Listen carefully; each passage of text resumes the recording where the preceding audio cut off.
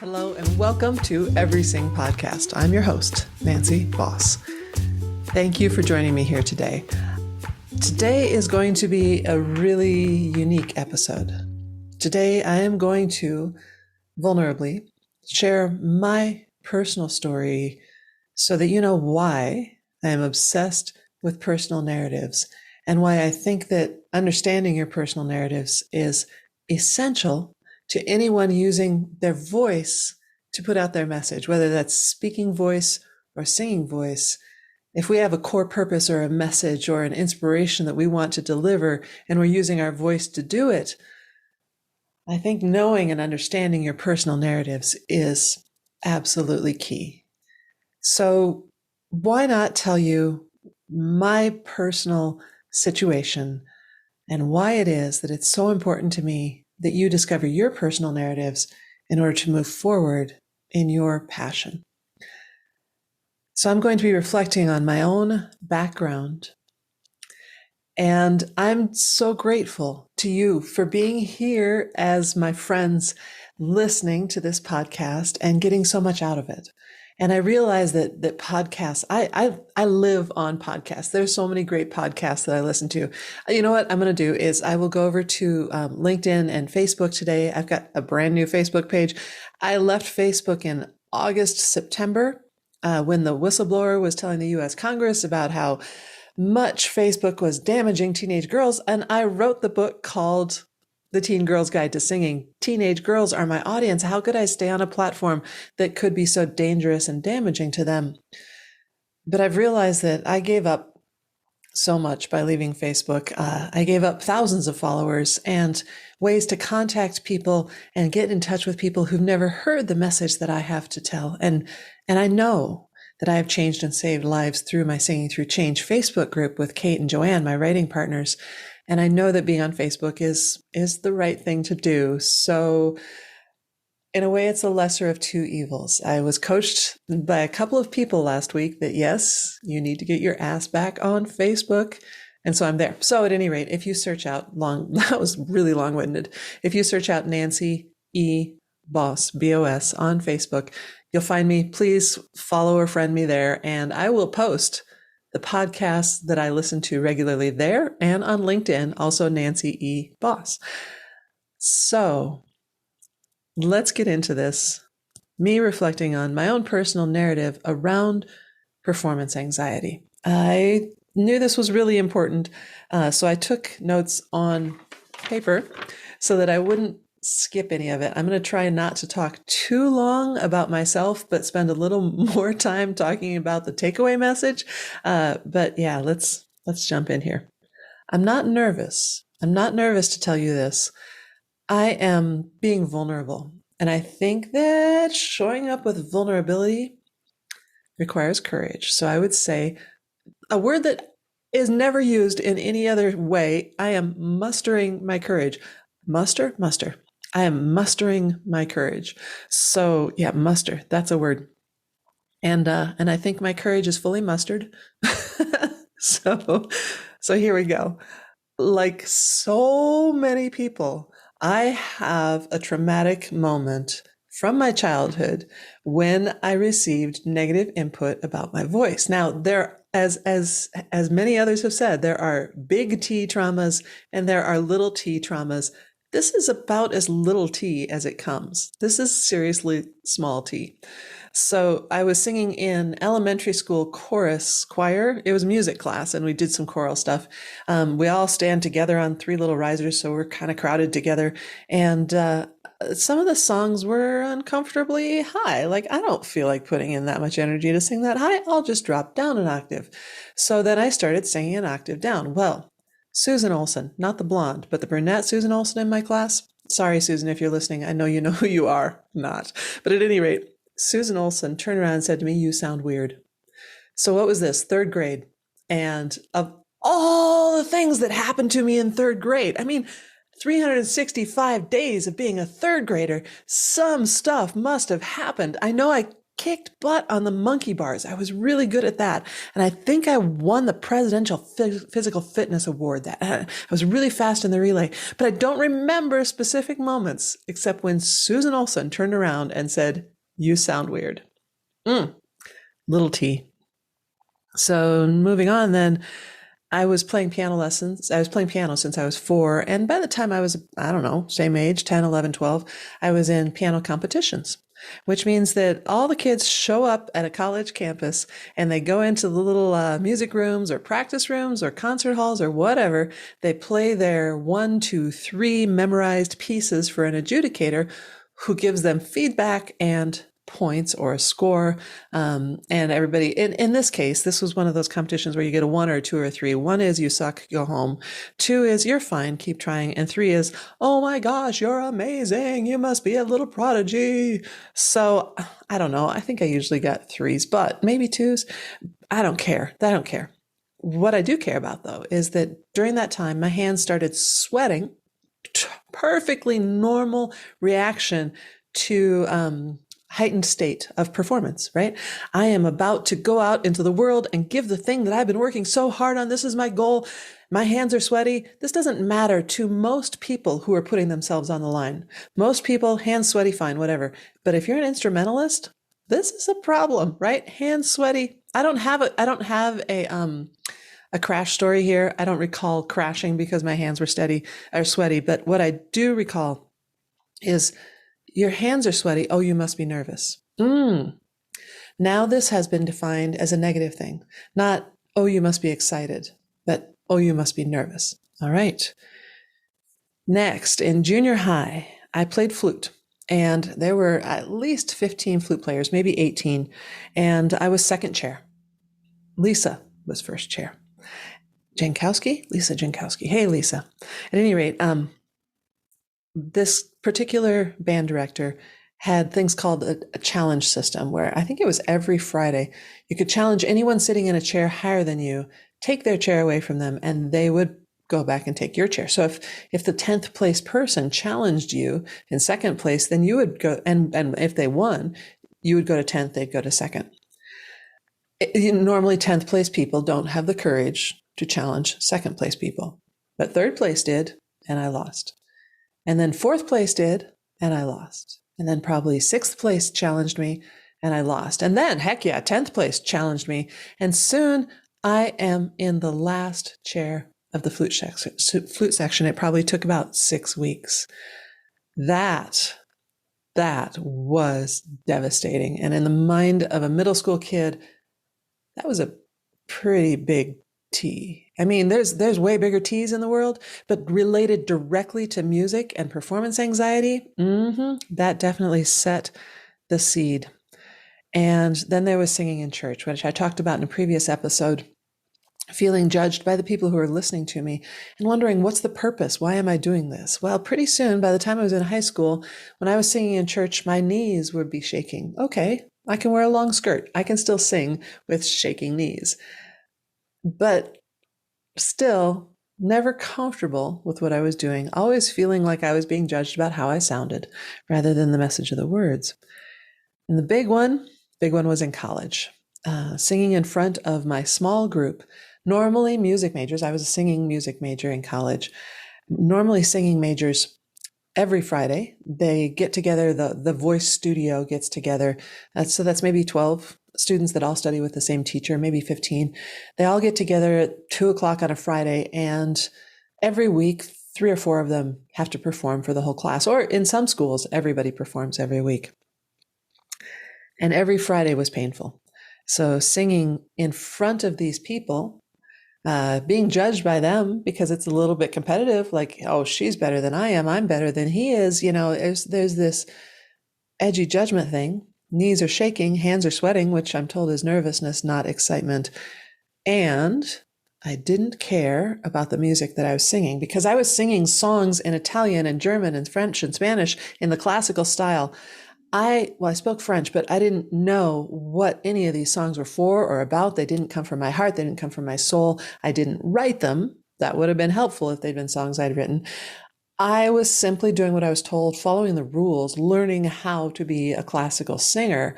And yeah, no heart and soul in that, no purpose, no personal narrative in me that said, yes, bring it, girl. This is your message. Bring it home. Nothing, no cheerleader inside saying, this is going to be awesome. It's worth it. Only the little devil on your shoulder or the bad voice that you hear in your head saying, this is not you. This is not authentic. This doesn't feel good. You clearly are nervous. And it really, really, really tumbled downward quickly to the point where in my sophomore year, I realized that I'm going to have to do a 30-minute recital next year in my junior year for at least 100 people. And in my senior year, I have to do a 60-minute classical operatic recital for at least 100 people. And no, excuse my French, but no way in hell. This is not going to happen. I literally cannot do it. I don't want to do it. I don't want to be a music major bad enough to do this. So at the end of my sophomore year, I changed my major to arts administration, which was a music minor, a business administration major, and I threw in an economics major just because, heck, why not? I love economics. It was a good move, from a practical perspective, because what was I going to do with my music degree anyhow? I didn't want to go be an opera singer in Europe, and I didn't want to be a music teacher.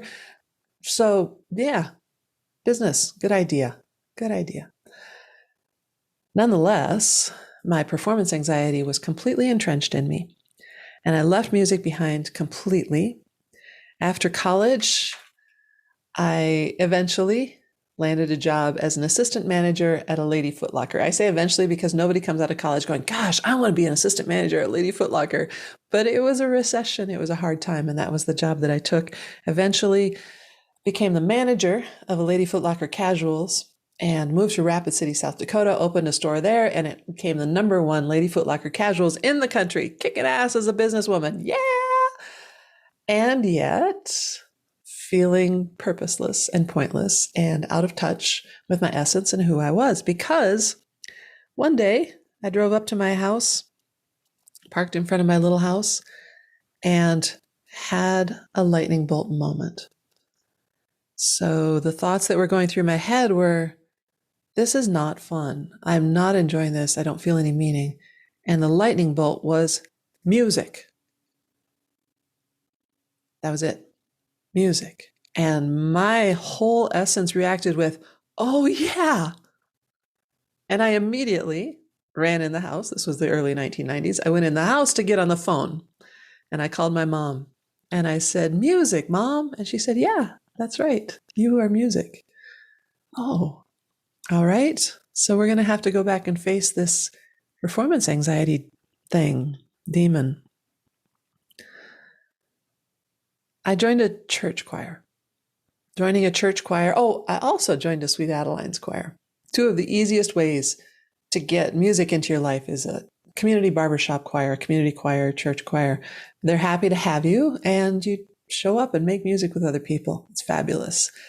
Pretty quickly, though, the church choir director was moving on, and I became the interim choir director. I had never directed a choir before. I had taken some choral directing classes in college, one choral directing class. So I got them through. As their interim director, I got them through, and I experienced the position of being in leadership in music and creating ensemble, and I really liked that. I was hooked.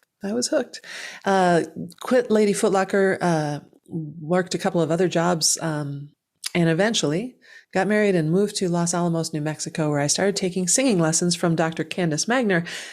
You're going to hear from Dr. Candace Magner next week. I cannot wait. For those of you who Barbara Strozzi is, anyhow, I'm going to go, you know what, next week, listen to this podcast, stopping right there. So in Los Alamos, taking lessons from Candace, I thought I could be a voice teacher. I could stop working in business and start working with people to help them find their voices. Yes, that's what I want to do. And Candace was all excited about it because there weren't enough qualified voice teachers in town for all the people who wanted to take lessons. And she was so qualified to be my mentor. So Dr. Candace Magner became my mentor as a singing teacher. And I learned so much as a teacher, right? The teacher is the student in the class that just happens to be a few steps ahead of the other students. And I had so much growth around singing and expression and storytelling and voice use. I wrote the Singing 101 book shortly after this just to be a better teacher, but I still had debilitating performance anxiety. I literally was that teacher who taught because she couldn't do. I knew that inside of me, that I was a singer who was teaching. I love to teach. I come from a long line of teachers, but I was not singing publicly because I couldn't. And that was the beginning of me looking for a solution. It took a while. It took a while. So at the time I'm telling you about right now, I was about 25, 26, 27, 28. And then by the time I'm 34, I realized there's one competition in the classical world called it's the National Association of Teachers of Singing Artist Award, NATSA. And that competition has a cutoff age of 35. And I was 34 thinking, I literally am aging out of this industry. I cannot compete in the top level competitions ever unless I do it now. And if I don't do this kind of thing, if I don't get out there and sing, by the time I reach my deathbed, which I'm thinking about 108 is what I'm shooting for, by the time I reach my deathbed, I will have this massive regret because I'm a singer inside who's not singing, and I have to tackle the performance anxiety. I have to find out where it came from, and I have to get rid of it. Well, actually, I didn't know that I needed to find out where it came from. That's the shortcut I'm giving you. You need to find out the source of your issues so that you can look them in the face and say, no, no, no, no, no. That is not the thing that has control over my future. That is not the roadblock that is going to stop me and make me choose a different path. You can look at those things in your past and make a decision about them as long as you know you're there, that they are there. Oh my gosh, language, Nancy. So in order to find the problems in my past, which I didn't know I needed to do, I went to hypnosis because I heard that hypnosis can help with performance anxiety. This hypnosis was fantastic. I'm not going to go into details. I think every hypnotist has a different style. This was not medical hypnosis. This was more of a spiritual hypnosis, but still absolutely fantastic thing to do for yourself. Hypnosis, if you're dealing with any issues, because you get under the ego and inside, and your brain has access to knowledge and memories that it normally cannot bring to the consciousness. And that's what it did for me. And I saw these sources of my performance anxiety were unrelated to singing. It was the flute. It was the flute competition. That was no judgment on my singing. It was the sweaty hands in the piano contest. That is not a judgment on singing. There was no core to my anxiety. It was hollow. All right. All right. Now we're getting somewhere. Once I could see that I can say, oh, I'm nervous. No, wait, no good reason to be nervous, Nancy. Push that out of the way. And I could get past that little bit. That was one part of the pie that was the solution. Another part was the immersion, full immersion. I decided I'm going to do that NATSA competition when I'm 35, last chance. And in order to prepare for that, I had to memorize and perform up to 18 classical songs and opera arias. So I started giving recitals in that type of music. And I gotta say, there are a lot of nursing homes that had full-on recitals that year, hour-long recitals, the things I wasn't willing to do when I was a senior in college. I wasn't willing to do that hour-long recital. I did it over and over and over again as a volunteer for different audiences. And each time it got a little better. There was a big piece, though, that was a problem, and that was I still did not love the music I was singing. I was singing in all these languages. Yes, I had chosen the songs, so all of the songs spoke to me somehow. But it wasn't what I loved to sing. What I love to sing is stories that use lots of texture to the voice and lots of different qualities of sound, not just beautiful singing in the classical style. So singing in that competition, I still wasn't over my performance anxiety, but I got to the competition. I did it. I did poorly. I did not show up on the finalist stand, but I was there and I overcame my performance anxiety to get there. And that was a big win.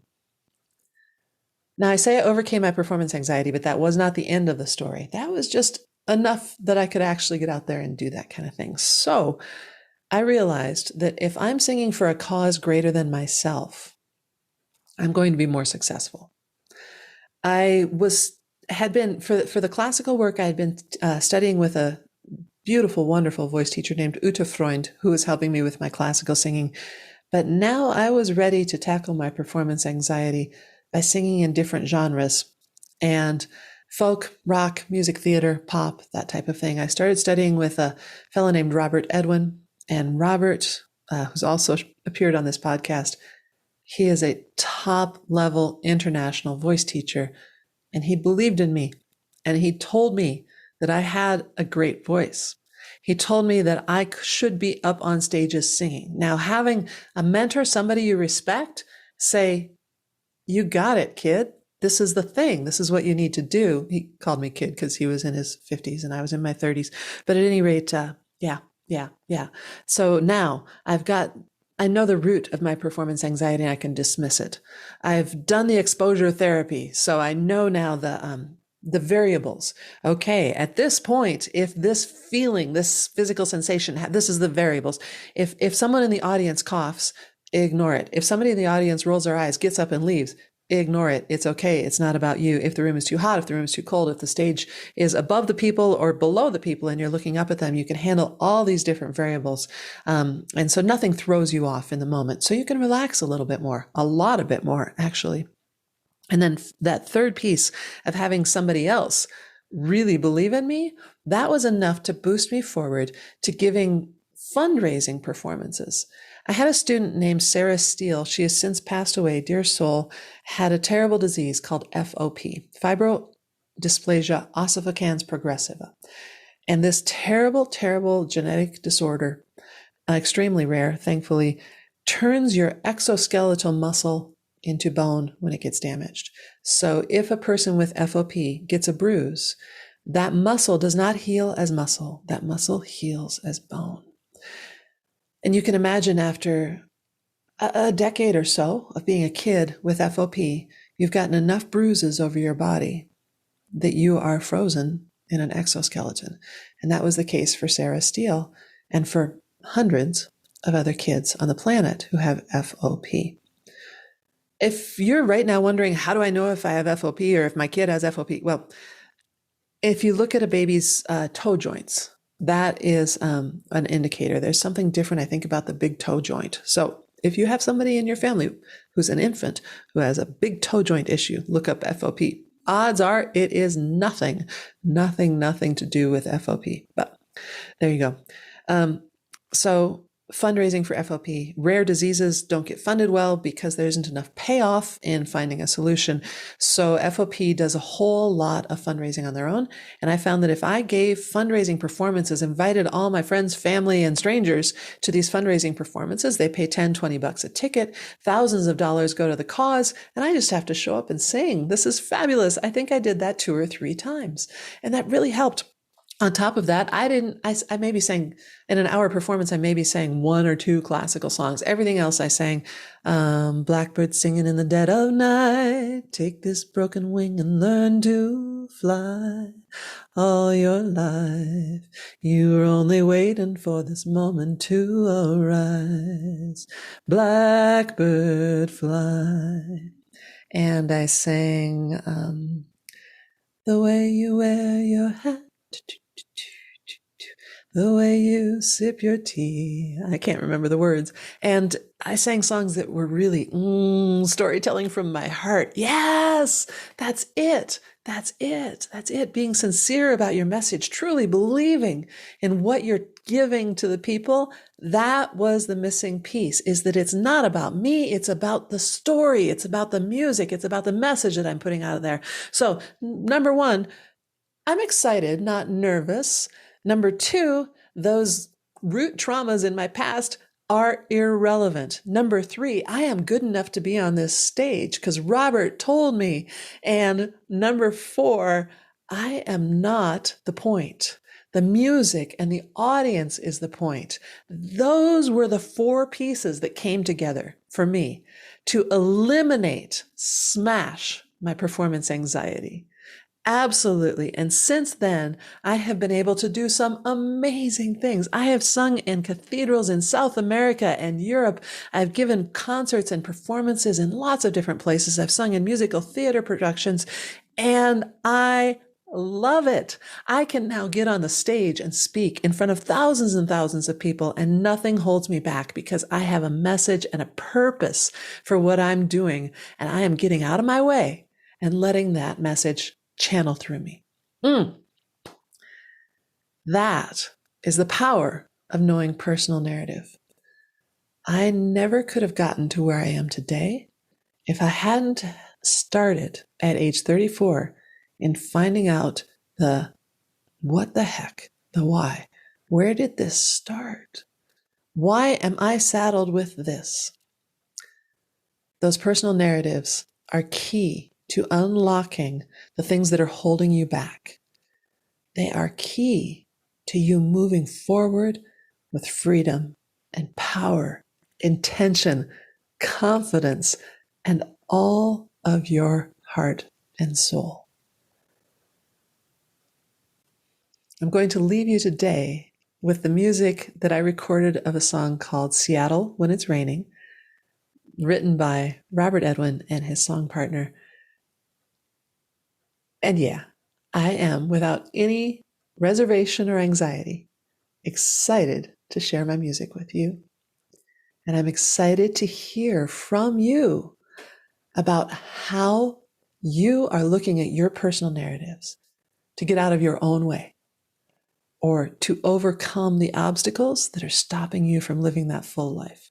I want to hear about it. I want you to message me, direct message me on Facebook or LinkedIn, and tell me your story. I want to know. This is Nancy Boss, the host of Everything Podcast, saying thank you for being here with me today. Bye-bye for now.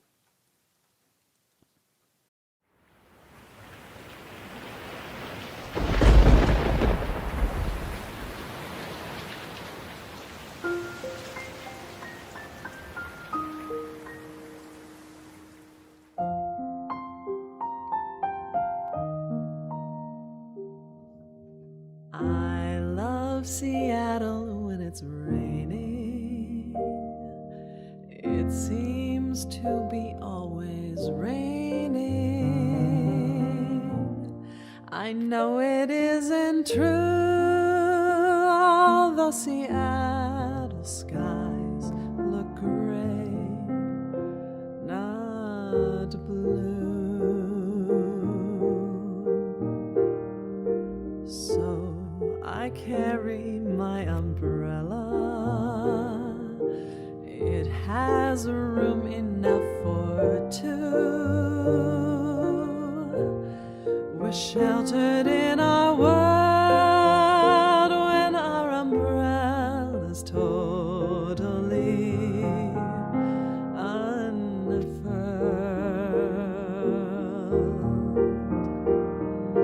I love Seattle when it's raining. It's my favorite time to be close to you.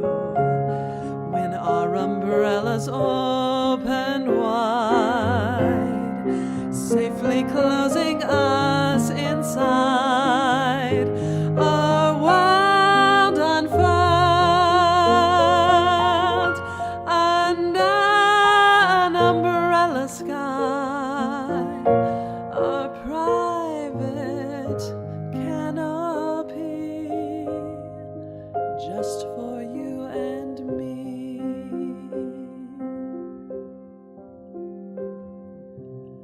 I love Seattle when it's raining. It seems to be always raining just for you and me, and so it's very